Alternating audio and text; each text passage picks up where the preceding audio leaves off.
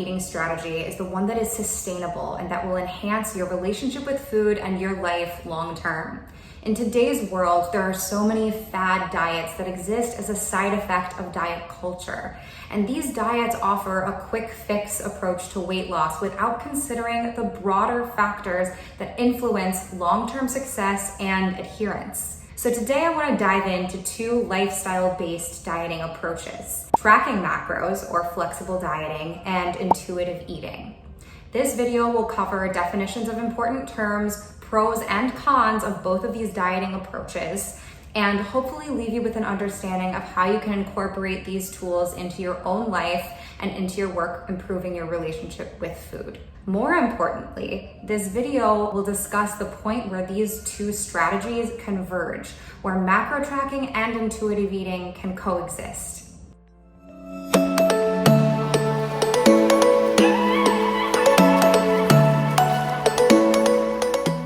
So let's get started with some quick definitions of important terms. What are macros? Macro is short for macronutrient. Macronutrients are the three largest categories of nutrients that we consume and that fuel our bodies. These categories, as you might be able to guess, are protein, fats, and carbohydrates.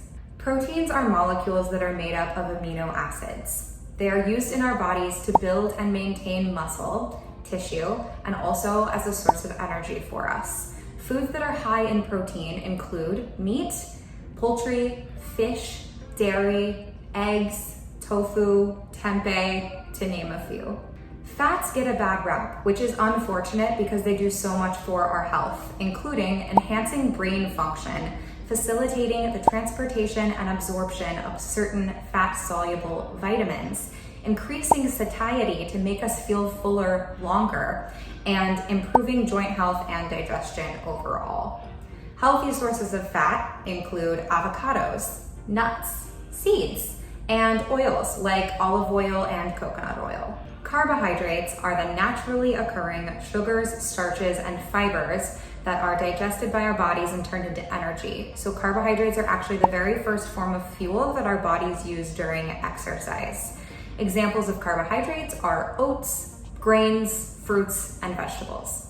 Proteins and carbohydrates each contain 4 calories per gram. So this means 1 gram of protein equals 4 calories. 1 gram of carbs equals 4 calories. Fats contain 9 calories per gram. So 1 gram of fat is equal to 9 calories.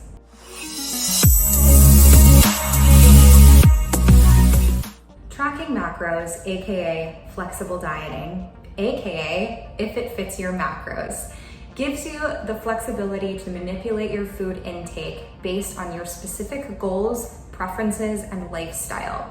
It allows for flexibility in food choices while also providing you with a structure to fuel your body in a balanced way. When you are following a macro-based approach, you will have specific protein, carb, and fat targets that you will strive to hit each day. So rather than focusing on calories, this approach to dieting focuses on the makeup of foods.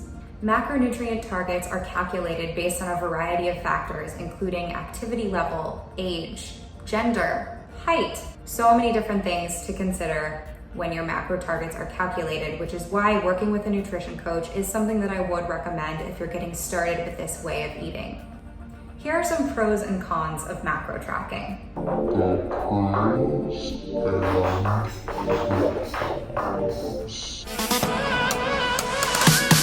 Pros.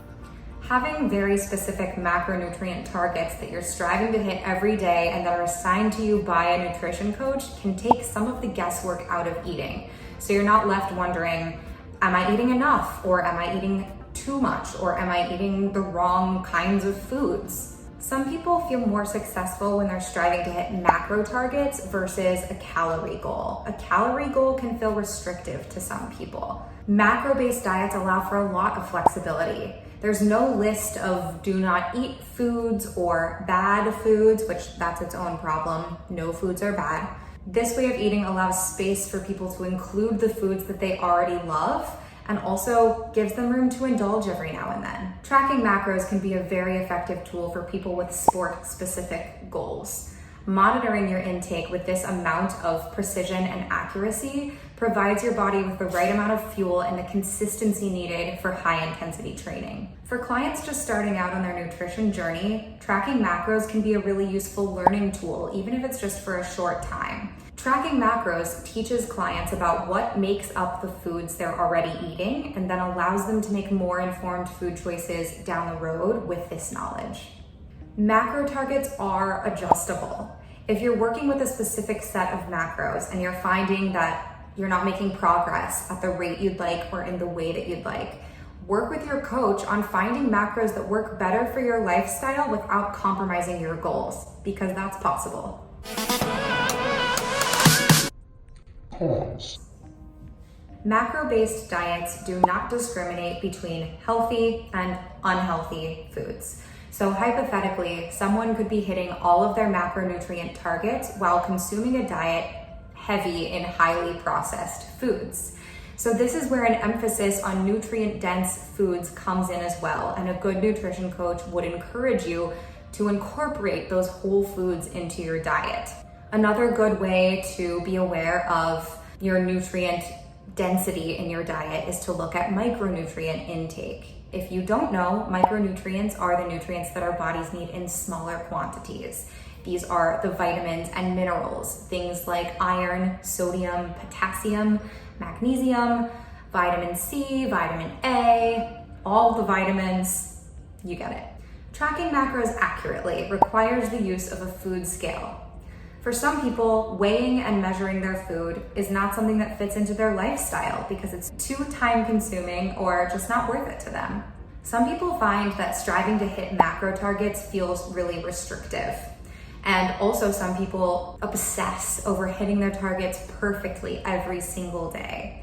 Perfect macro targets might be required for some very elite athletes with really specific goals. But for most people, this level of precision is not necessary. Obsessing over macros in this way can become damaging to the mental health of people who may already have a challenging relationship with or history with food.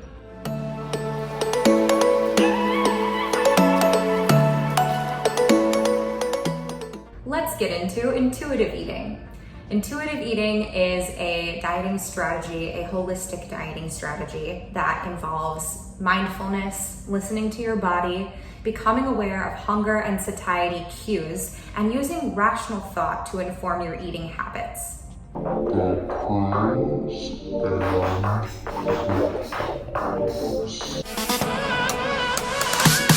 Pause. Intuitive eating can help people break free of diet mentality. It can be useful for aiding in eating disorder recovery and reframing negative thoughts around food. Ideally, eating intuitively will help people learn that what they put into their bodies and how they nourish their bodies will inform the way that they feel.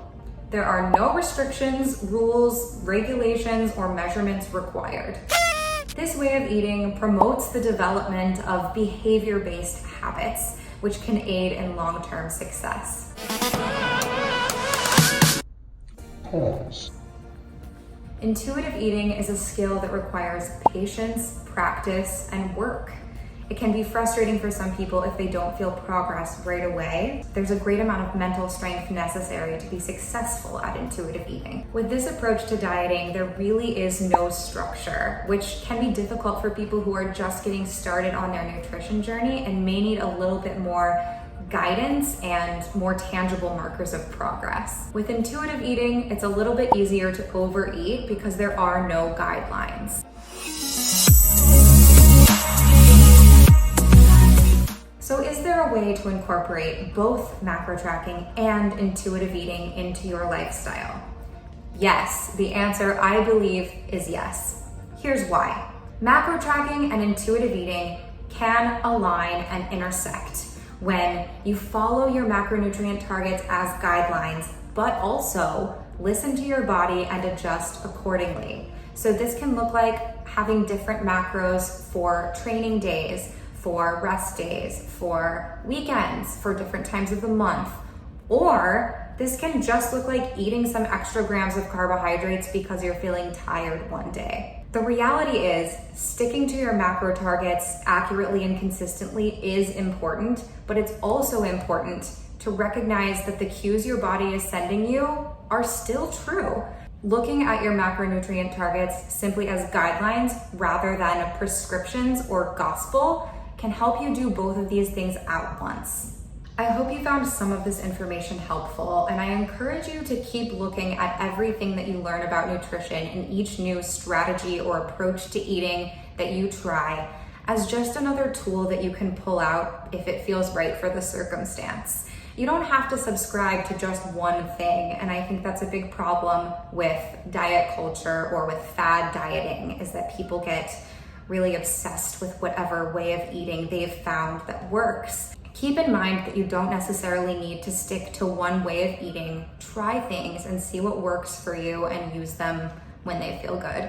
If you had a good time watching this video, give it a like, hit subscribe, and make sure you don't miss any videos coming up soon. See you next week. You blow my mind.